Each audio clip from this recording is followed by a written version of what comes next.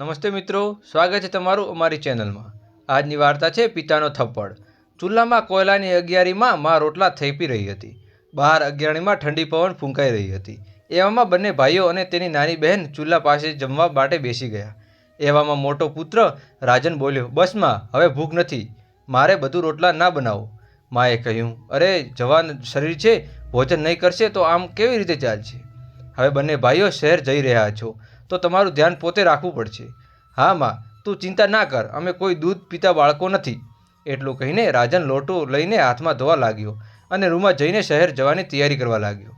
2 દિવસ પછી ગામની મોટીમાં પેલજા રાજન અને આકાશને હવે ગામમાંથી દૂર શહેર ગયા। ગામમાં તેમનું પૌષ્ટિક ઘર હતું જેમાં તેમને માતા પિતા અને બહેન રહી ગયા હતા।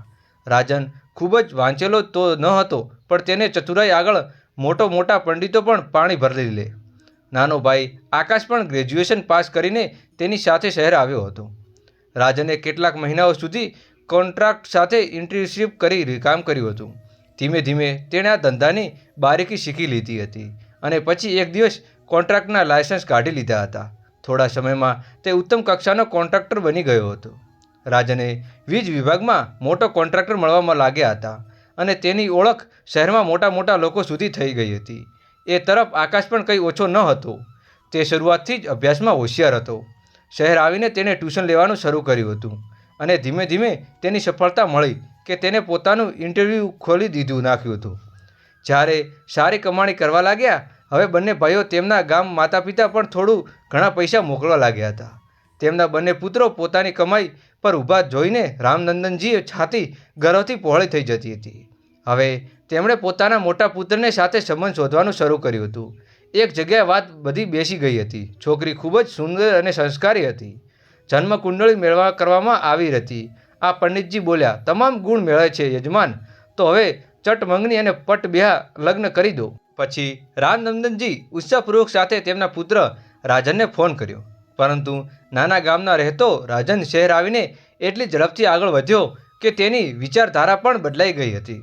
રાજન હવે શહેરના આભૂષણોમાં જીવતો અને ગામના સંબંધો તેણે હવે પોતાના સ્તર નીચે લાગતો હતો। તેણે તેના 4 મિત્રો પોતાના જન્મથી અમીર બનાવ્યું હતું। જેમ તેના પિતાનો ફોન પર તેના લગ્નની વાત કરી, રાજન ગભરાઈ ગયો હતો।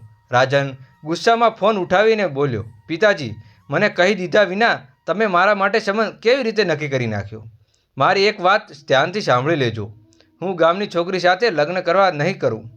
આટલું કહીને રાજને ફોન કાપી નાખ્યો। પુત્રની આ બધી વાતો સાંભળીને રામનંદનજીને વિશ્વાસ ન થયો। રાજનની વાતો સાંભળીને તેમણે માથું પકડી લીધું।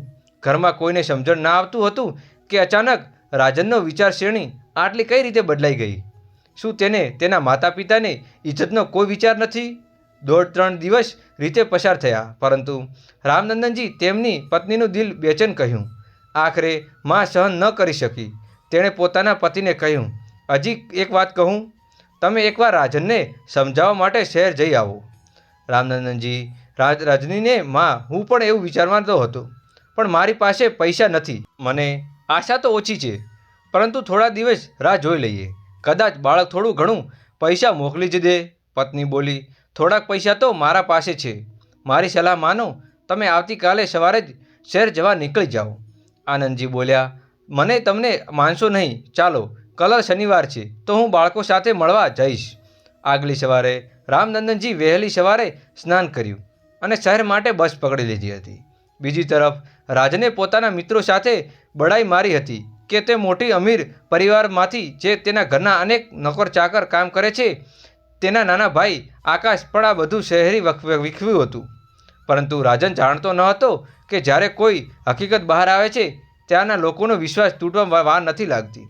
રામનંદનજી રાજન દ્વારા પોતાના સરનામે પહોંચ્યા અને ત્યાં ઊભેલા ગાર્ડને પૂછ્યું, શું રાજન અહીં રહે છે? ગાર્ડે પૂછ્યું, તમે કોણ છો અને સાહેબને કેવી રીતે જાણો છો? રામનંદનજી બોલ્યા, હું તેમનો પિતા છું। તે ક્યાં છે? ક્યાંય દેખાતો નથી। ગાર્ડે તેને ધ્યાનથી જોયું અને કહ્યું, સાહેબ તો ક્યાં મીટિંગમાં ગયા છે, હું તેમને ફોન કરીને તમારી વાત સંભળાવું છું। રામનંદનજીએ પૂછ્યું, આકાશ તો ઘરે હશે ને, તેને બોલાવો। ગાર્ડ બોલ્યો, અરે બાપુજી, આ ઘર તેમનો નથી, આ તો ઓફિસ છે। સાહેબ તો પોતાના નાના ભાઈ સાથે પાછળની બિલ્ડિંગમાં રહે છે, ચાલો હું તમને ત્યાં લઈ જાઉં છું। ગાર્ડ રામનંદનજીનું બેગ ઉઠાવીને તેમને બાંધેલી બિલ્ડિંગ તરફ લઈ ગયો હતો. થોડા જ સમયમાં બંને ફ્લેટમાં બહાર ઊભા હતા. ગાર્ડ બેલ દબાવી આકાશ બહાર આવ્યો. ધરવા પર પિતાને જોઈને તે ખૂબ ખુશ થઈ ગયો હતો. તેણે તરત જ તેમના પગ છૂવ્યા અને ગાર્ડને બેગ અંદર મૂકવા માટે કહ્યું હતું. ફ્લેટમાં પહોંચ્યા જ રામનંદનજીએ આંખોમાં આંસુ આવી ગયા હતા. જીવનમાં પહેલી વાર એમણે આટલો આલસીલ ઘર જોયો હતો. આકાશે જોયું કે પિતાજીને બેસાડી તેમને ચા પાણી આપવું અને આપવાનું કારણ પૂછ્યું. રામનંદનજીએ તેને આખી વાત કહી, પણ આકાશ તેના મોટા ભાઈને મામલામાં કંઈ કહી શકતો ન હતો. તે પછી બોલ્યો, પિતાજી તમે હમણાં આરામ કરો. રામનંદનજી ઘરે દરેક વસ્તુઓ ધ્યાનથી જોવા લાગ્યા હતા અને પછી અલગ અલગ વસ્તુઓને ઉઠાવીને પૂછવા લાગ્યા, બેટા આ તો બધું મોંઘું હશે ને? તો આકાશ હસતા હસતા બોલ્યો, પિતાજી નહીં, કંઈ ખાસ આ મોંઘું નથી. રાતના 8 વાગી ગયા હતા. રામનંદનજીએ આકાશને પૂછ્યું, રાજન હજુ સુધી આવ્યો કેમ નથી? તો આકાશ જવાબ આપતા પૂછ્યું, અર્જન્ટ કામ હોય છે એટલે ઘણીવાર મોડું થઈ જાય છે. એવું કહીને તેણે રાત્રિનું ભોજન તૈયાર કરવામાં લાગી ગયો હતો.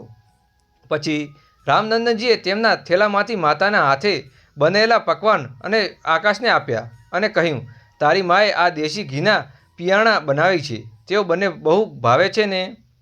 આકાશે હમણાંપૂર્વક થેલો પકડીને કહ્યું, શું પિતાજી, કાજલમાં ગામની એટલું બધું વહીને લઈ આવ્યા છો? હવે અમે આ વસ્તુઓ ખાતા નથી. આકાશની આ બધી વાતો સાંભળીને પિતાજીના ચહેરા ઉપર મલિન થઈ ગયું હતું. તેમની વાતોએ એવું લાગતું હતું કે જાણે દીકરાઓ ગામ સાથે પોતાનું નાતું તોડી દીધું હોય. બેટા, મેં તો ના પાડી પણ તારી માં છે અને તેને બાળકોને મોટી ચિંતા રહે છે, એટલે શહેરમાં વસ્તુઓ ક્યાં મળતી હશે, એટલે હું લઈને આવ્યો હતો. એટલું કહીને રામનંદનજીએ કપડાં બદલવા ગયા અને પછી બનિયાન અને ધોતિયું પહેરીને આ ઓટલા પર ફરવા લાગ્યા. ત્યારે આકાશે તેના પિતાને હાલતમાં જોયા. તે તરત જ દોડી આવ્યો અને કહ્યું, પિતાજી તમે આ શું કપડાં પહેરી લીધા છે? આ શહેર છે, તમારું ગામ નથી. તમે હમણાં ને હમણાં અંદર જાઓ. જો કોઈ જોઈ લીધું તો એ કહેશે કે કોણ જાણે કેવા ગામડા અને દેવદત્તીય ફ્લેટમાં રોકાવા છે. આકાશની આ બધો વાતો સાંભળીને રામનંદનજી રોકાવી શક્યા નહીં અને તેઓ બોલ્યા, તો શું થયું બેટા, કોઈ ગામડે દેવતાથી નહીં દેશે તો માની શાન ઓછી થઈ જશે? તેવી જિંદગીભર મહેનત મજૂરી કરીને તમને પોળી પોષીને મોટા કર્યા છે અને આજે મને થોડા પૈસા શું કમાયા લાગ્યા છો તો મને તમારી શાન એટલી ચિંતા થવા લાગી છે? આ કહીને રામનંદનજીએ ઓરડામાં ગયા. ઓરડામાં પહોંચી જ આકાશે તેના થેલામાંથી તેમનું કુર્તો પાયમાઓ કાઢીને આપ્યું અને કહ્યું, પિતાજી તમે તો આ નારાજ થઈ રહ્યા છો. આ કપડાં પહેરી લો અને આરામથી ફરો. થોડી વારમાં ભૈયા પણ આવી જશે અને જો એમણે આ બધું જોઈ લીધું તો એ આજે મારી ખેર નહીં હોય. હું જ મારા દીકરાને ડર પામીશ. રામનંદનજી બોલ્યા, જુઓ બેટા, તમારી જેમ ભણેલો ગણેલો તો હું નથી, પણ તમારા બાપનું છું અને આ રોકટોક હું આજે પણ સહન નહીં કરું. આ સાંભળીને આકાશે પોતાની વાત પર શરમ આવવા લાગી હતી. તે બોલ્યો, ભૂલ થઈ ગઈ પિતાજી, ચાલો ભૂલી જાઓ આ બધી વાતોને અને હાથ મું ધોઈ લો. હું ખાવાનું લગાવી દઉં છું.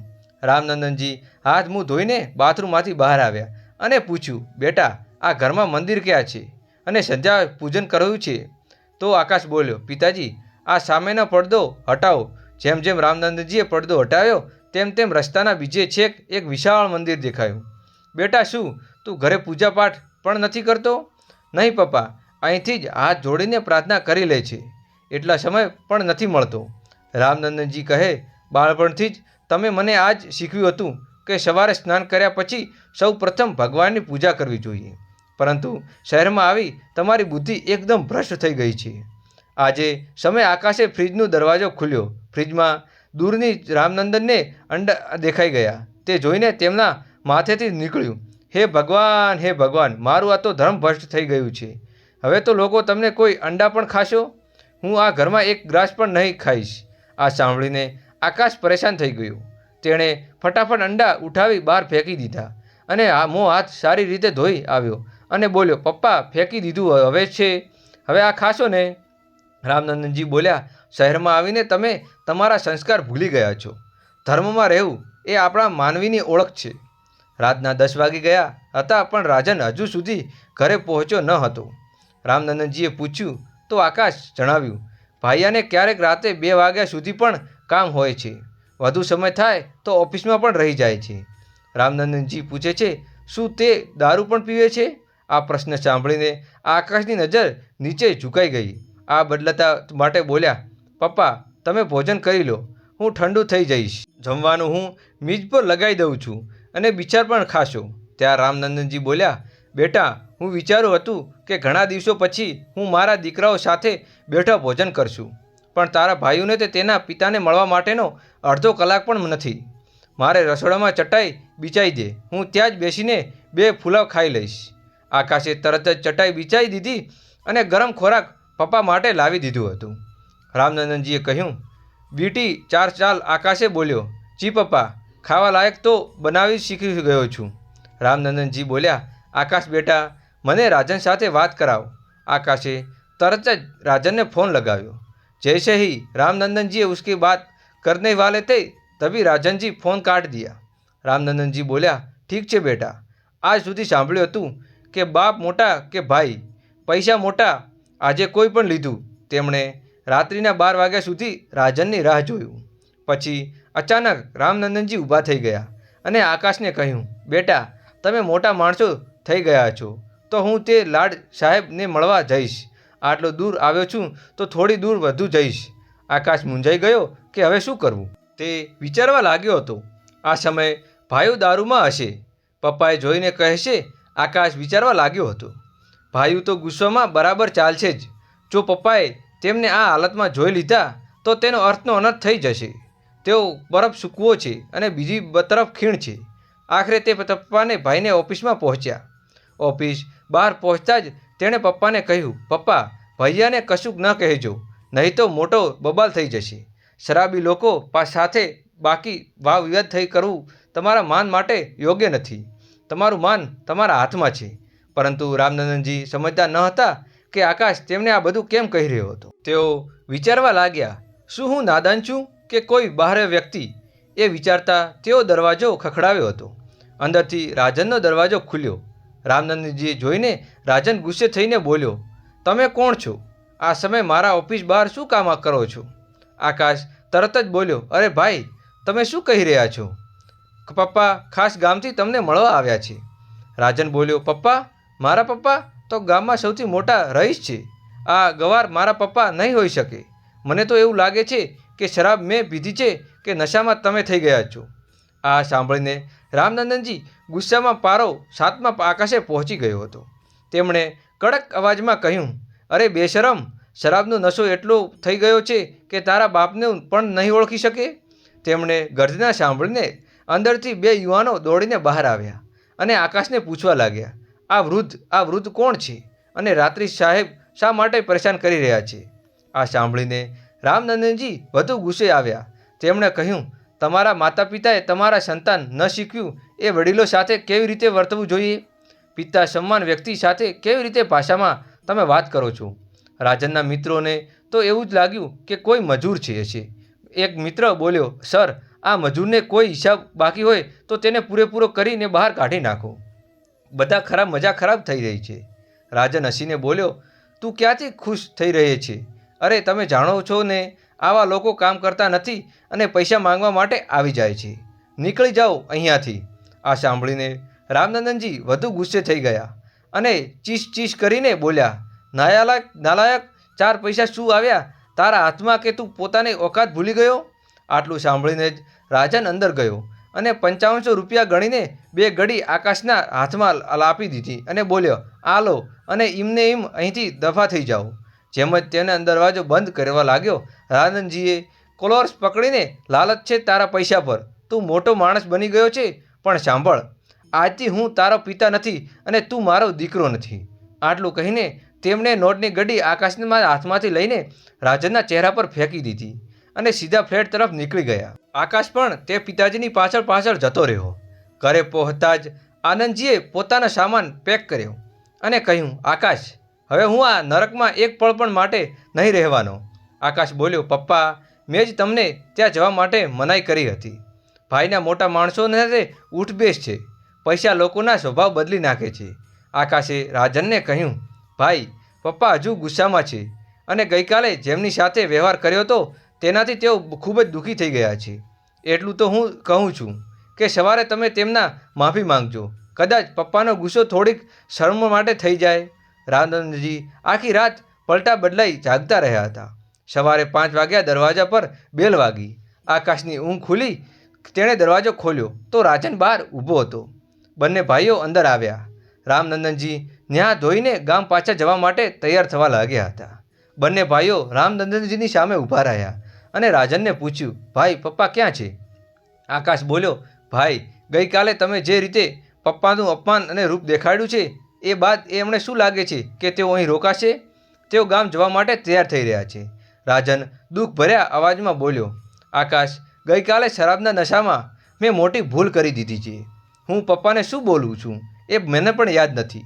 હવે સમજાતું નથી કે હું કઈ રીતે માફી માંગું. આકાશે કહ્યું, જ્યારે તમને ખબર હતી કે પપ્પા આવ્યા છે ત્યારે શરાબ પીવાની શું જરૂર હતી? પપ્પા અહીં પહેલી વખત આવ્યા હતા અને તમે તેમનું આટલું અપમાનિત કર્યા. રાજન આંખ નીચે રાખીને બોલ્યો, તમે તો પૂરેપૂરો યાદ પણ નથી કે તમે શું કહ્યું. તમે મને વખતે કોઈ હોશ પણ ન હતો. આકાશે ગંભીરતાથી કહ્યું, ભાઈ તમારી આદતો વિશે મને ખબર છે, પરંતુ પપ્પાને આ વાતની ખબર નહોતી.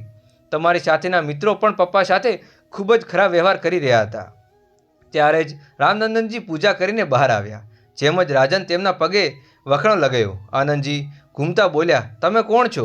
મેં તમને ઓળખ્યા નહીં. આ સાંભળીને રાજન શરમથી લાલ થઈ ગયો. તેણે પપ્પાના પગ પકડીને કહ્યું, પપ્પા ગઈકાલે મારી જિંદગીનો સૌથી મોટી ભૂલ થઈ ગઈ છે. મેં નશામાં તમને ન જાણે શું શું કહી દીધું હતું. મારે હું માફી માંગવા આવ્યો છું. રામનંદનજી છીરખતા અવાજમાં બોલ્યા, ઠેકેદાર રાજન, તમે તારા પૈસાનું ખૂબ ગર્વ છે ને તો સાંભળી લે. ગઈ રાતની તારો બાપ રામનંદન તારા માટે મર્યો છે.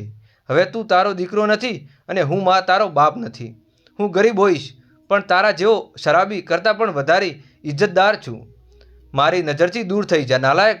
હવે મારા એક જ દીકરો છે આકાશ. તારા જેવા દીકરાને હોવું એ મારા માટે સામાન નથી છે. રામનંદનજીના શબ્દો ખરેખર કઠોર હતા, પરંતુ તેમના દરેક શબ્દો પિતાનીના ઊંડ દુઃખ છુપાવતું હતું. રામનંદનજી પિતાના પગે પડીને બોલ્યો, પિતાજી પિતાજી, પોતાના આ નાલાયક દીકરાને સુધરવાનો એકમાત્ર છેલ્લો મોકો આપો. જો ફરીથી આવું ભૂલ કરીશ તો તમારું જૂનું અને મારું માથું. આકાશ આ વાતથી સાક્ષી છે.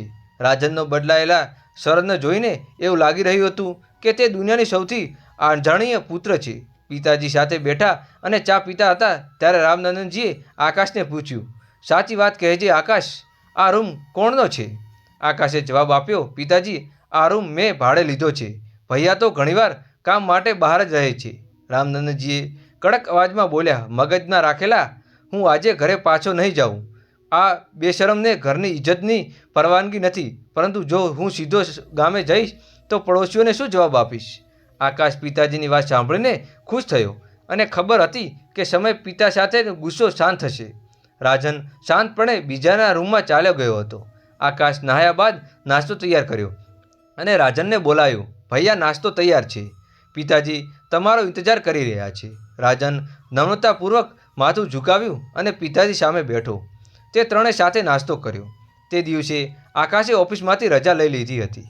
રાજન ઓફિસ જવા બાદ આકાશ પિતાજીને બહાર ફરવા માટે લઈ ગયો. બંને પોતાના માતા પિતા અને નાની બહેનો સાથે કપડાં ખરીદ્યા.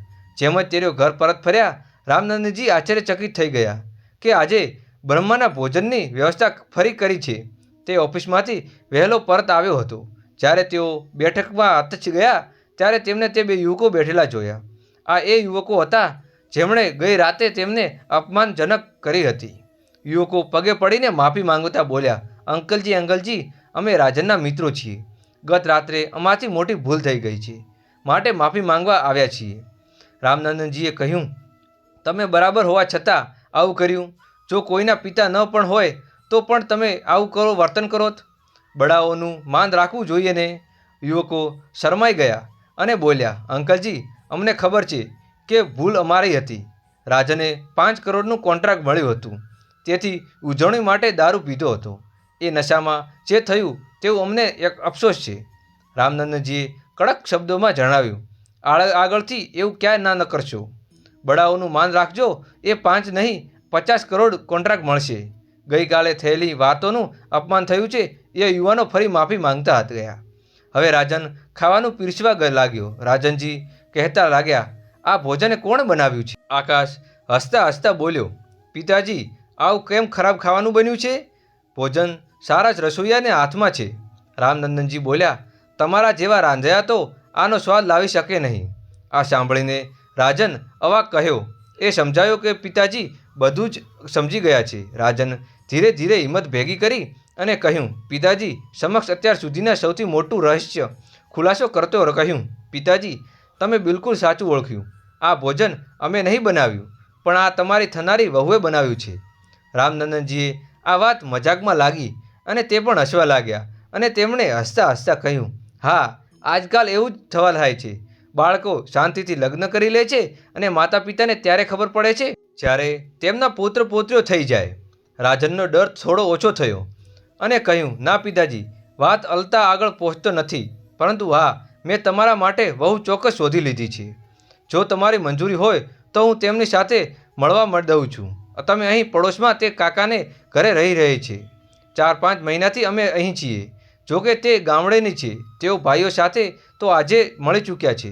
રામનંદનજી પોતાના ગુસ્સા સાથે બોલ્યા, જે પોતાની મરજીની માલિક હોય તે માટે માતા પિતા હોવું એ ન હોવું શું સમાન છે? તે પણ એ જ સંબંધ સ્થાપિત કરશે. આકાશ તાત્કાલિકમાં બોલ્યો, પણ પિતાજી તમે પણ તો ભૈયા સાથે સંબંધ શોધવાની વાત કરી રહી હતી. એકવાર જોવાની શું જાય છે? શું ખબર તમને ગમશે? રામનંદનજી વિચાર્યું, આજકાલના બાળકો પર વિશ્વાસ નહીં કરી શકાય. જો હું ના કહું તો પણ લગ્ન કરી લેશે, તેથી તો શરમજનક બનશે. પછી તેમણે કહ્યું, પહેલાં તેની જન્મકુંડળી મેળવો, પછી આગળ વાત થશે. પણ મને આશ્ચર્ય એ થાય છે કે તેના ભાઈઓ હોવા છતાં પણ જેવા દારૂખોર સાથે લગ્ન કરવા તૈયાર થઈ જાય છે. ખરેખર મને મરજી. આ સાંભળીને રાજનને અટકેલી શ્વાસ છૂટી ગઈ. તેણે તરત જ પિતાજીને યુવતીનો ફોટો બતાવ્યો. રામનંદનજીએ યુવતી જાણકાર લાગી. તેણે તેના વિશે પૂછ્યું ત્યારે તેઓ આનંદથી ભરાઈ ગયા. અરે આ તો એ જ યુવતી છે જેના સંબંધ હું એક અઠવાડિયાથી તારા માટે જોઈ રહ્યો હતો. ઘરના તણાવભર્યા વાતાવરણમાં અચાનક હસવાનો માહોલ સર્જાઈ ગયો હતો અને રામનંદનજી બોલ્યા, આગળની વાત હવે હું પોતે સંભાળી લઉં છું. આ વાત કહીને રામનંદનજી ખૂબ જ ખુશ થઈ લાગ્યા અને પોતાના ગામ માટે રવાના થઈ ગયા હતા.